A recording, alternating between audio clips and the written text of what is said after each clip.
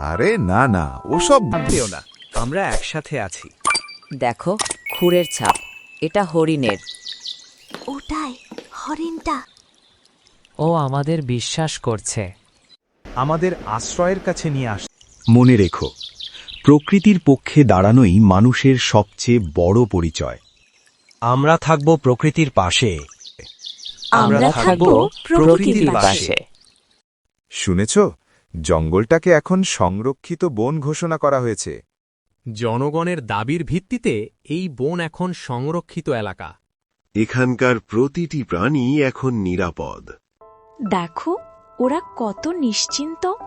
প্রকৃতি যখন নিরাপদ থাকে, মানুষও শান্তি পায়। আমরা শুধু শুরুটা করেছি, দায়িত্বটা ভবিষ্যতের।